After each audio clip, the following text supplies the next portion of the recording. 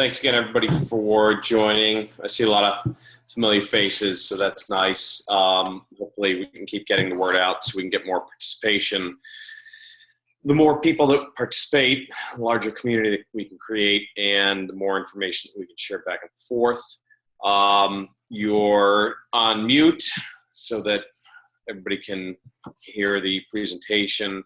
As always, if you do have a question during the time of the presentation, raise your hand or try and signal me some way, and if I can or do see it, I'll try and stop and answer it. Otherwise, at the end of the presentation, we'll have a question and answer period.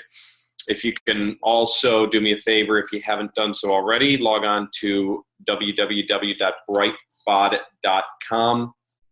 Go to my advocacy group, Advocacy and Caregiver Group 101, and go ahead and join. I would appreciate that.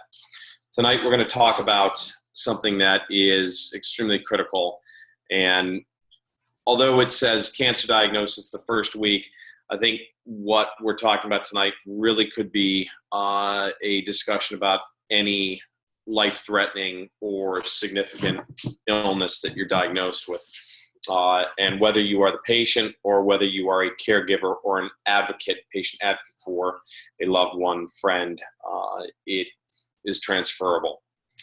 So I think since I've seen a lot of familiar faces here, I'll just quickly, in terms of my role in life, I'm the executive director of the Childhood Cancer Foundation, and I've helped co-found a nonprofit childhood cancer research biotech, as well as serve as an editor on a cancer journal and sit on a committee through the National Cancer Institute that reviews clinical trial concepts and votes on whether or not they should be initiated. So we'll go to the outline for tonight. First steps from diagnosis to action, and then processing the diagnosis. Once you hear the words "you have cancer," what happens next? Springing into action, and then the importance of community. Last week, some of you joined me, we talked about creating community and a network. This week, we can talk about what a community and a network can do when you are diagnosed with cancer or any other illness, and I'll give some examples. And then always, I like to term this as considerations. Things that we might not have discussed through the initial course of the presentation, and just considerations going forward. And then at the end, we'll have a period of time for question and answers. As always, there's never enough time to go through each topic completely and thoroughly, but hopefully this gives you a little bit of an idea of what to ask, what to do, who to talk to, where to turn, and can empower you moving forward.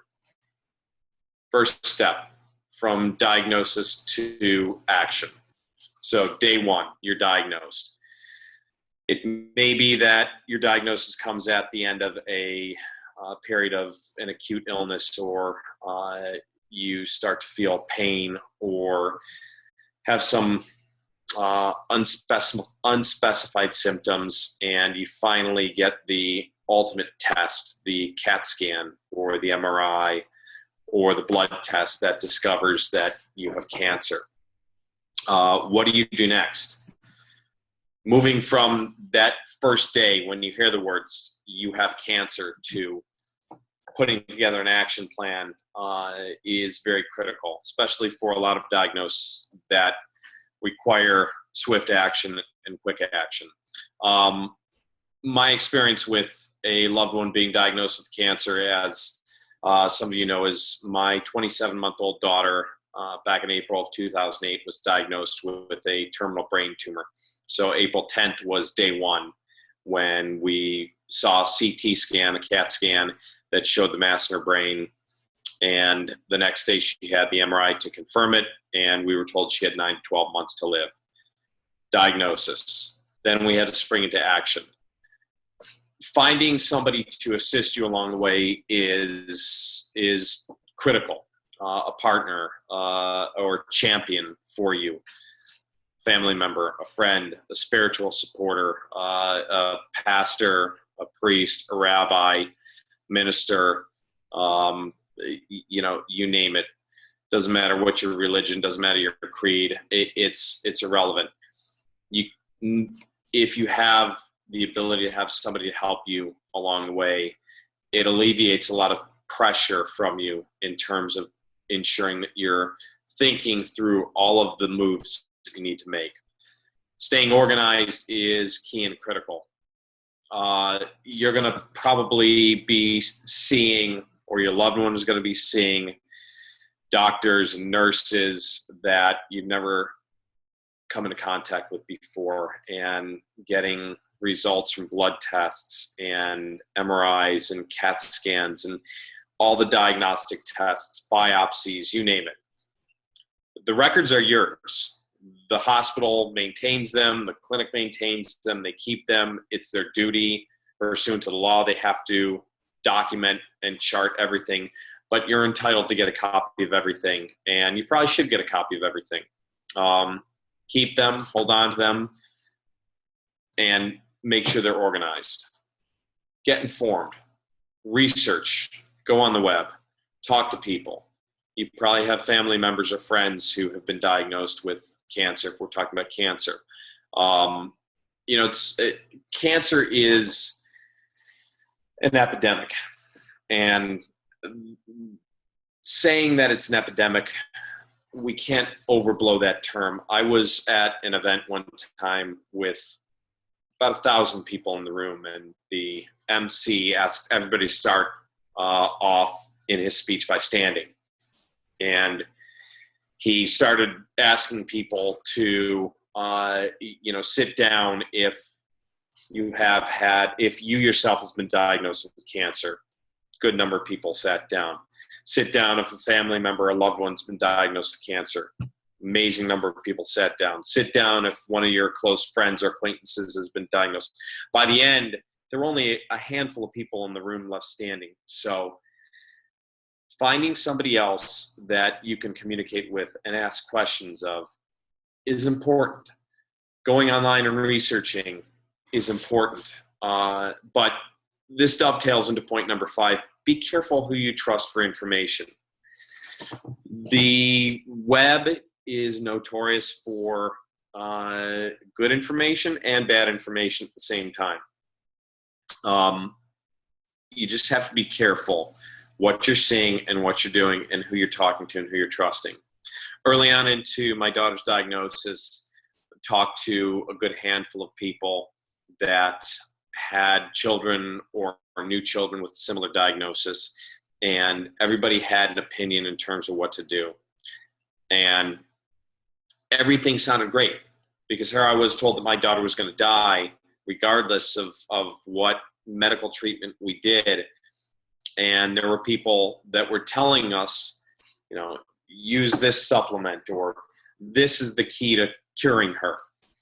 And of course, you want everything and anything to work. If it's you, of course, you want to live. If it's your loved one, of course, you want them to live. But you just have to be careful not to go down a path that leads you the wrong way. And then it can't be stressed enough that for any type of major medical illness, getting a second opinion it's something that is probably necessary regardless of what you're talking about.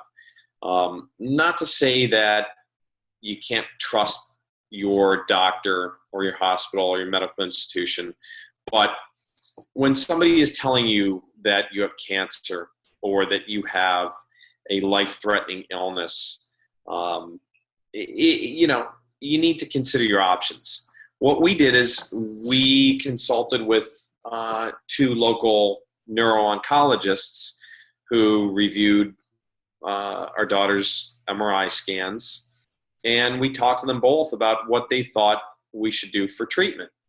And they had different opinions. And in the end, I appreciated the fact that we got those different opinions, because it allowed us to actually make a decision rather than be told, this is the treatment you're going to take. Now, certain diseases have a standard treatment protocol, and there's a high cure rate. So if that's the case, great. You still should just make sure you know what you're dealing with. So day one diagnosis, now you're starting to put together the pillars of an action plan. You also have to understand that your system is going to be completely shocked after you're told that your daughter has 9 to 12 months to live, or that you have stage 4 breast cancer, or that you have, MS, whatever the disease is. One day you go from not having it to the next day having it. It's a significant emotional blow to your system. And that will take a toll on your mental health as well as your physical health. It's all connected. Processing the diagnosis. How much time do you have to make a decision? In some instances, you don't have much time at all because the disease is progressing rapidly, or your treatment options are limited. In our case, my daughter was finally diagnosed on April 11th. She was clinically doing very well, which is very rare with the type of cancer she had. So we actually had about 3 weeks before we started radiation, as we were considering other treatment options. During that time, we were going to other institutions with her records, emailing them all over the world, asking for second opinions. I mean, it was a brain tumor. It was 2008. I thought, well, we landed a man on the moon. They've got to be able to remove the brain tumor. They've got to surgically remove it. We got records to Ben Carson. He was still practicing at Johns Hopkins at the time. And everybody, once they knew what she had, said, we can't surgically go in. So we had a short window, and we used it by trying to get to everybody and anybody possible, to get second opinions, third, fourth, fifth opinions. But again, sometimes you don't have that luxury. So you may have to process it very quickly, or process it as it goes along. What does being diagnosed with this cancer mean? Are you being told that you're terminal? Does that necessarily mean that you have to buy into the diagnosis or give up hope? And a lot of it depends upon you. When we were told that my daughter had 9 to 12 months to live, it was a big shock to the system, but I always had hope, always. To the day she died, to the day that she took her last breath, I had hope. And she fought for 33 months. And I thought, well, if somebody's going to beat it, it's going to be her. So as we processed the diagnosis, we knew that we didn't have a tremendous amount of time, so we tried to make every single day count as best as possible, while trying to push for medical treatment, do everything possible to save her. What does being diagnosed with this cancer mean? I can tell you in another instant, a family friend who was probably in her late 50s was diagnosed with lung cancer, and she was told she had 6 months to live with treatment. And she shut down. She accepted the diagnosis, accepted the prognosis, and to a T, she was gone pretty close to 6 months. So you have to process it, and you have to figure out what it means. And there's no right or wrong answer. And I've seen parents in the childhood cancer community who have gotten a similar diagnosis as my daughter had and chose not to do any treatment because they were told that the prognosis was terminal upon diagnosis. And that was the choice they made. Nobody can second guess that. Once you're diagnosed and you are trying to come to grips with the diagnosis, again, find a champion, get support. Having somebody that can help hold your hand, walk you through it, or you being that person for somebody else is critical. It is a gift that you can give to somebody that truly means the world to them. And I'm fortunate, since my daughter's death, to be able to do that for a lot of parents and help walk them through their child's diagnosis and help connect them with different providers. And it's a gift that I can give that, I wish I didn't have to, but I made the choice to process my daughter's diagnosis, process her death, and do something positive with it. So as the sand runs through the hourglass, you've got to figure out how much time you have to act and process. Taking action. So first, make a plan. Take control of your affairs. Again, depending on what the diagnosis is, figuring out what you have to do immediately within the first 24, 48 hours is critical. Again, if you're being told that, you've got more time to act, well, that's great. You don't want to procrastinate. What happened in our case, moving on to number 2, in terms of talking about establishing a medical plan of action, is once we found out what the diagnosis was, we were told that we were at a local hospital, and we were told that a doctor at Children's National Medical Center in Washington, D.C. was one of the world's foremost experts in the type of cancer that she had. It was great. So immediately the next day, we had an appointment with this doctor. It was late in the afternoon. Cutting through Washington, D.C. traffic is never fun to begin with. When you're being told that your daughter is dying, we were extremely anxious.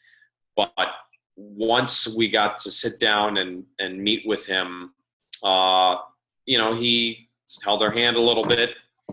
His bedside manner wasn't fantastic, but I appreciated what he was talking to us about. And he laid out some early options and laid out a plan of attack. Hopefully your care provider will do that for you. Or hopefully if you're helping somebody, you can assist them in making that decision. Sometimes when you're diagnosed, you are so shell-shocked that you can't think through what you have to do. And if it's you, again, having somebody help you is critical. If it's you helping somebody, being able to step back and help them think or walk them through the process and establish the plan of action medically is again, it's a gift. Establish treatment dates. Really what I mean by that is know exactly when you're going to start treatment. Having that finite information and being able to spring into action and put that plan into place and actually have that treatment date, knowing when you're going to start, allows you then to focus on some of the other things that you need to take care of in your life. Moving forward, number 4, starting treatment. Getting to that point of action, again, is it's definite and it's understandable, and there's some comfort with that. Managing the records, again, it's important that you get your records, or you get your daughter's records, or your husband, wife, it doesn't matter, your friends' records, you help them get them so that they can have an accurate copy of everything that's happening.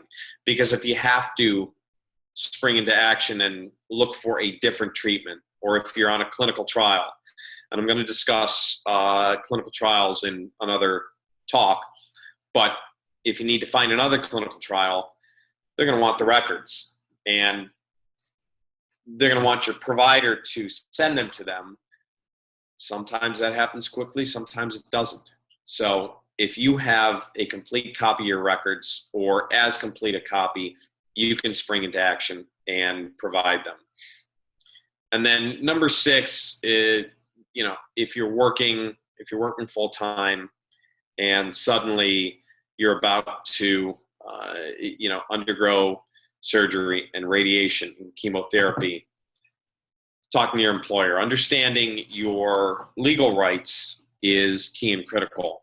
I'm a lawyer by training before my daughter was diagnosed, and I used to do employment law. And knowing what rights you have as an employee to leave and what your company will do. And if you burn through your family medical leave and can't pay your bills, what are you going to do?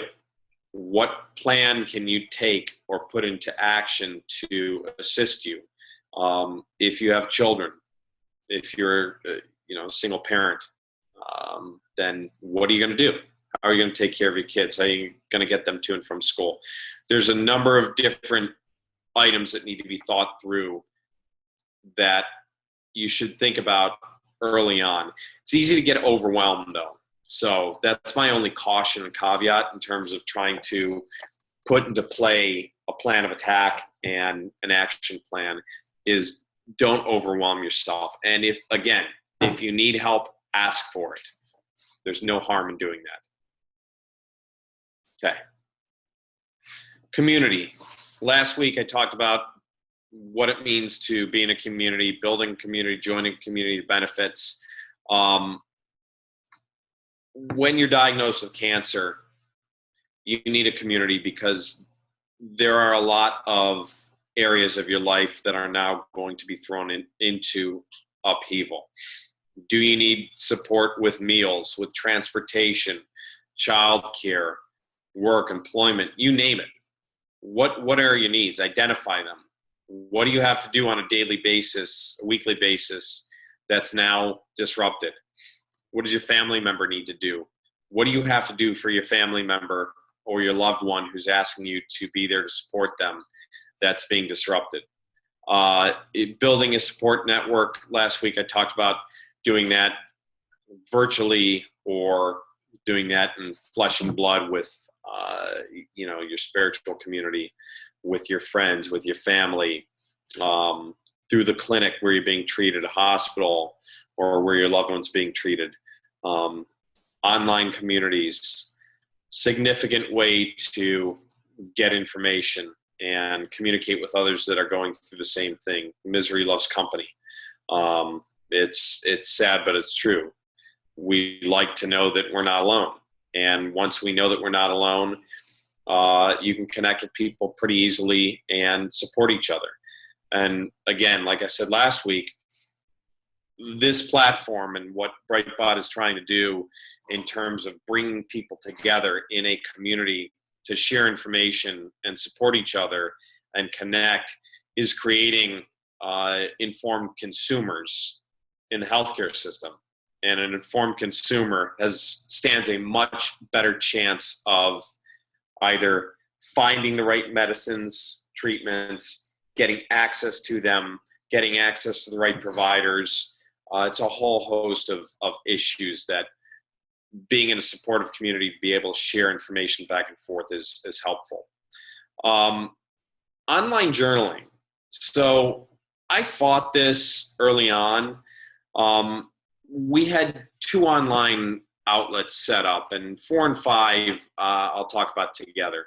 We used CaringBridge, which some of you may know or have read some sites, and CaringBridge allows people to create an online blog and talk about what they're going through or talk about what their friend or loved one or family member is going through. And there's no limit to how much you can write, how many posts you can write, what you can do with it, what you can use it for.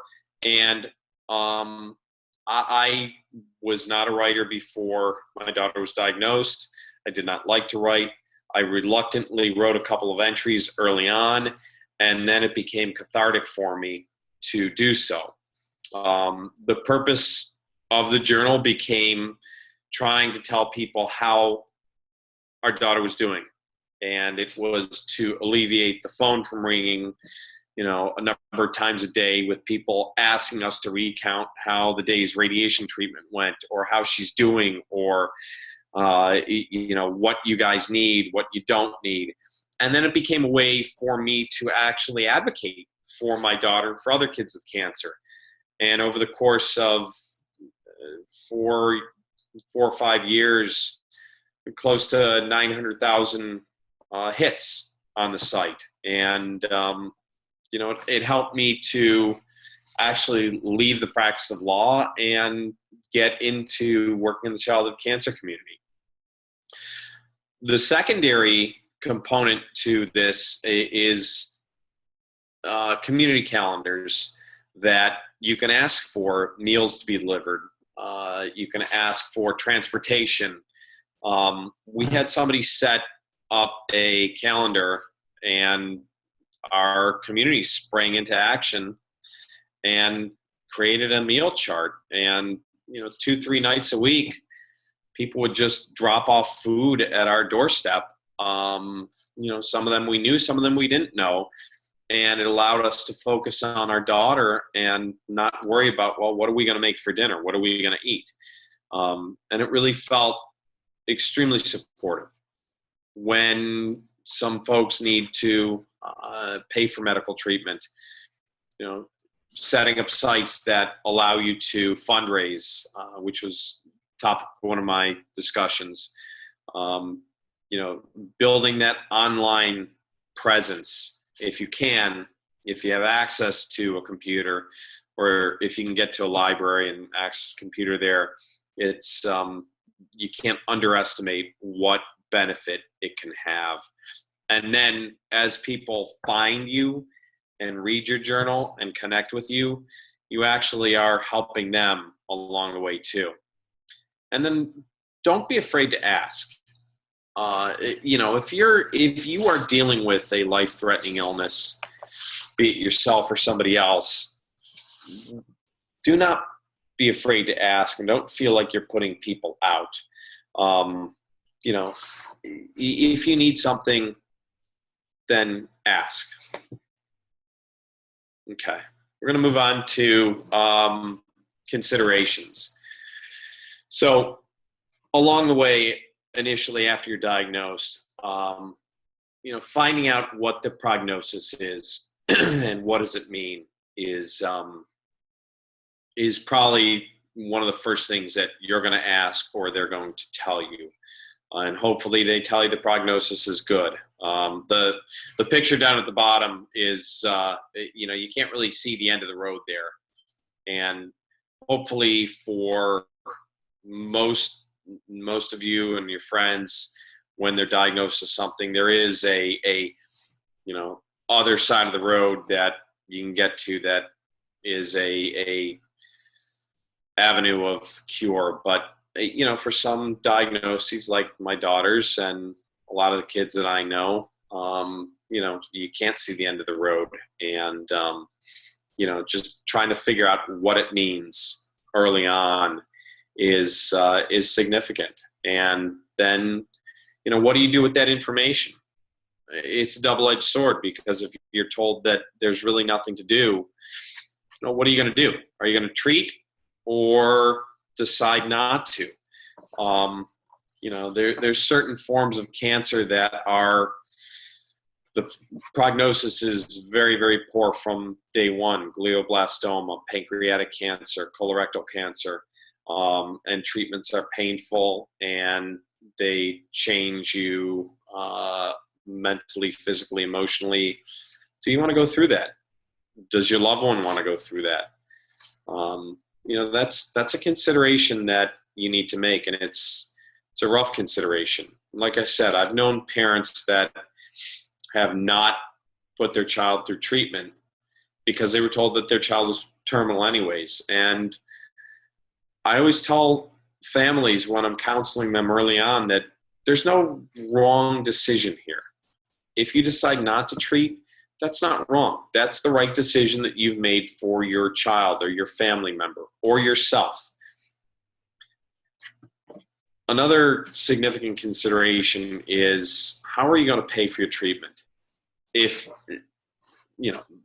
hopefully you have insurance or your friend has insurance and most of the treatment is covered. But a lot of therapies aren't covered.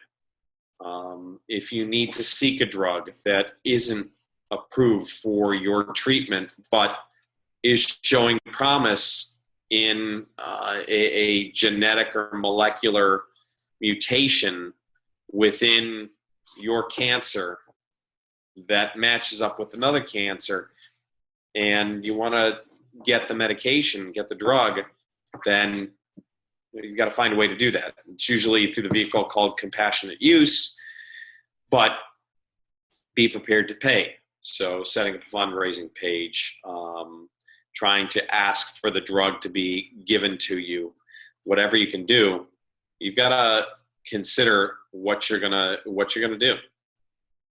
And then end of life decisions. These are difficult conversations to have, regardless of whether it's you, your child, your husband, your loved one, your close friend, doesn't matter. When to stop treatment, when to go on hospice, pain management. Do you have a durable power of attorney, a living will, an advance directive? Do you want to be put on life support? These are decisions that along the way you should probably make, because if you want to be in charge and in control and not have somebody make them for you, then it's best that you do that ahead of time. When it came time to make the decision to enroll my daughter in hospice, initially I thought that it was giving up. It was hospice, and it was end of life. Well, I came to quickly find out that through hospice, she was entitled to occupational therapy, physical therapy, art therapy, massage therapy. You name it. There were a whole host of services that she was entitled to that actually helped her. So enrolling her in hospice didn't mean that we were giving up. It meant that we were actually taking advantage of the availability of services. Do you have a funeral home chosen? Do you have a funeral plot? Does your loved one have one? I was not involved in those decisions in terms of actually going out and making them. I was involved in hearing about it. I couldn't be for my daughter, but if it's you and you want to have people make your last wishes come true, then by all means you should. Or if your loved one is telling you that they have a certain way that they want to be memorialized or somewhere they want to be buried or cremated, it doesn't matter. It's a decision that ultimately needs to be made, and unfortunately it's something that you're going to have to consider. It's not necessarily saying that you're giving up, but it's a practical consideration. And then, if you're a caregiver for a child with a life-threatening illness, then number 4 and 5 in terms of the point I'm going to make now fit together. Make-A-Wish. Our daughter did a Make-A-Wish trip at Disney World down in Florida.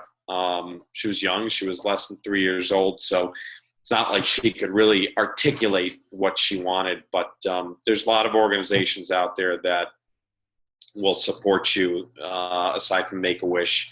And, there's organizations out there that will help adults as well. So if it's you, if it's your family member or friend, how are you going to make your life count? This may sound a little bit preachy, but there's no right or wrong answer, frankly. You make the call. It's your decision ultimately, but it's a consideration. And not that something like end-of-life decisions need to be made within the first week after diagnosis, or how are you going to make your life count. But, if you can organize your thoughts, keep yourself organized, and think about these things, then at the end of the day, you're not going to be regretting not making a decision. You're going to be able to focus on what you need to focus on the most, and whether that's treatment, whether it's finding another clinical trial, whether it's a decision to stop treatment, or anything, you name it. The sooner that you can try and organize yourself and think through some of these difficult decisions, the better off in the end you'll be. At least that's the way I see it. So once you hear you have cancer, or your child has cancer, your husband, wife, uncle, cousin, mother, father, the next days are critical to get as many answers as you possibly can and think through all of the different avenues of life that you now have to organize and focus upon. As you're trying to focus on fighting the disease, there's a number of other things that you need to think through and put into action. And the sooner that you can do it, the better off you're going to be.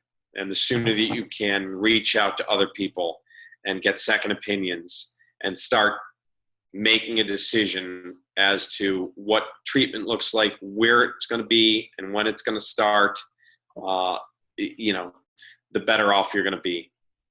So it's really, in a nutshell, it's a very broad overview on some of the thoughts that you have to have as you're going through a new diagnosis. So I'm going to stop. I'm going to unmute everybody and take some questions if you have any. And again, as always, I appreciate your participation and attention. Does anybody have any questions for tonight? Yeah, Jonathan, question. You mentioned that you did not participate in the homegoing for your daughter. If you don't mind me asking, so who was able to take care of that for you? So her mother and her mother's, my daughter's grandparents on her mother's side took care of that and went out and visited funeral homes and cemeteries as well. Ultimately, there were a lot of decisions that I participated in that were equally as difficult.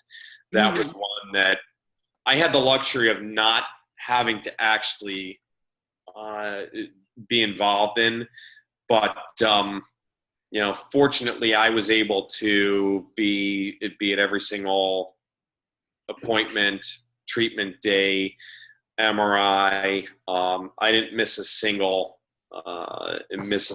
day or appointment, nor did her mother. We were both very, very fortunate in that manner. But that it was just too difficult for me to think about at the time. Yeah. Okay. Any other questions? Yes. I have a question. In terms of, I guess, your expertise, does it vary as far as what an employer would allow an employee to do who's going through, I guess, cancer treatment or addressing health concerns along that line? Sure. So there are, the Family Medical Leave Act was a significant piece of legislation that has helped a lot of people to be able to focus on their own treatment or a loved one's treatment. It applies to employers of a certain size. And I honestly forget at this point what the threshold number of employees there are for the company to be forced under the law to adhere to it. There's some companies that are small, and I think the number is, 50 or more employees, but I could be wrong. So I would look that up. At one point when I was practicing, I knew what the number was. So different employers handle it differently. You ultimately have the right not to be discriminated against because of your condition. And I handled most of the work I handled was on the defense side. So I actually defended insurance companies and corporations, but I handled some work for employees. And there were a couple times where I handled cases of women who had breast cancer that had ultimately been fired because they were discriminated against. Not on their face, not like their employer said, you have breast cancer, I'm going to fire you. But it was clear that once they were diagnosed and going through treatment, that the employer was not pleased that they weren't there all the time. So, first things first is most employers have a handbook, which you should take a look at immediately to see what rights they provide you that are written out. And if it's a company that adheres to the Family Medical Leave Act or is large enough that they are mandated by law to adhere to the Family Medical Leave Act, it should say it right in there. And, just be open with your employer. They should not fire you as a result. That's patently discriminatory. In the case of my daughter, I was running my own firm with two partners, so I had the luxury of not having to worry about that. With that being said, because I wasn't working and handling the work, I wasn't really getting paid, which is another issue, but it's a topic for another night. And my daughter's, her mother is also a lawyer, and her employer was very, very generous in terms of giving her time and helping to make sure that she was able to be there as well. So it's case by case, but first start with your employee handbook and go from there. Great, thank you. Yeah. Right now I have two colleagues. One actually is going through it himself, cancer himself. And then the other one, his daughter has cancer. So he has invoked the FEMLA, so which means that, as a matter of fact, right now, his daughter, on Monday, the nurse told them that the hospice nurse told them, she probably may just have like 3 weeks to go, but it is so sad. So he's like telling me, I don't know how I can bury my daughter. Mm-hmm. It's such a difficult thing. I've never been through anything like that, and I really cannot imagine that. Mm-hmm. So, to you, Jonathan, I do sympathize with you. And Thank you. Yeah. Well, you know what you tell them? You tell them that, from my experience, he'll be okay. Okay is a relative concept. I miss my daughter terribly, and I would do anything to get her back. But I'm okay. And you can be okay too.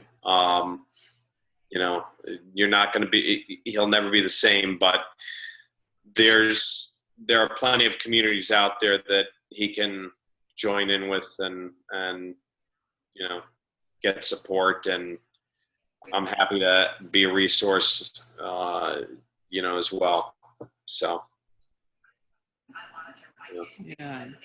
And you can support him as you're probably doing. So, yeah. Every day. Yeah. Thank you. Jonathan, how long ago was it since your daughter passed? So she died in January 2011. So coming up on 6 years. Emotionally, I know you talked about it, but how did you, it's like a personal question, how did you and your wife cope after her passing? Mm-hmm. Men and women process it differently, and you know, we coped very differently. I ran and ride, ride my bike, and I put my energy into that. I put my energy into advocating for kids with cancer and writing, and it was, those are the ways that I ended up coping, and ultimately it led to the opportunities that I had to leave the practice of law and work with the organizations that I worked with. And for my wife, she struggled. I think that we grieved very differently and grieved at different times. And I've noticed that differences between men and women and how they grieve can create significant rifts and significant difficulties. And oftentimes I've also noticed that everybody understands the mother's grief, but as the father, we're looked at as, we're men, we've got to be strong, and it's the stereotypical image of, we can't cry, we can't show our emotions, and don't cry. So it's but that's nonsense. And I belong to a group online called Childhood Cancer Dads, and I'll tell you, it's interesting to be involved with just a group of fathers, see the perspectives that we have. It's very different. Was she an only child? No. So when she died, her younger brother was 2 years old. So,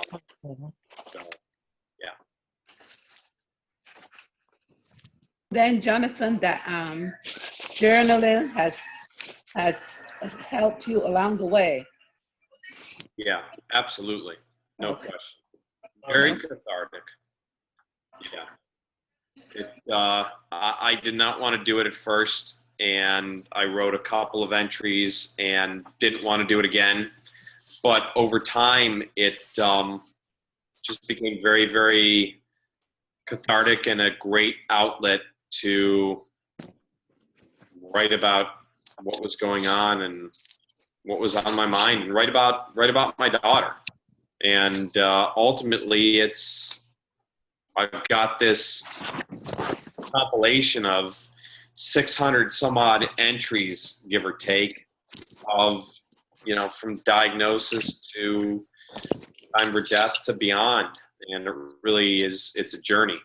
So yeah. One of these days I'm gonna use it and compile it into a book. So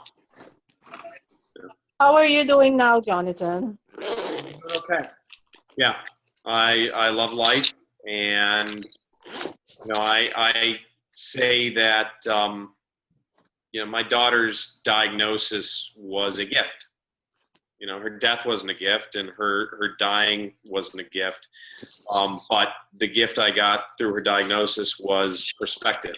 And when I was practicing law early on, I was a very angry person, and I was an aggressive lawyer, and my friends called me at one of my firms, my nickname was the Angry White Man. And somebody cut me off in the car, and I would wave my fist at them and honk my horn. Now, that doesn't bother me. If you need to get someplace quicker than I do, go for it. you know, the perspective that I have is significant. I wrote a piece for the Huffington Post. I write for the Huffington Post as well, and I wrote a piece talking about the gift of Alexis' diagnosis. So, yeah. Okay. Thank you. Anything else? Any other questions? Well, thank you. I appreciate the questions, and I enjoy talking about Alexis and her diagnosis, and you know, sharing my perspective, and you know, I appreciate everybody joining, and you know, tell some friends, and let's try and grow this community. It's a great opportunity. So, thank you, everyone.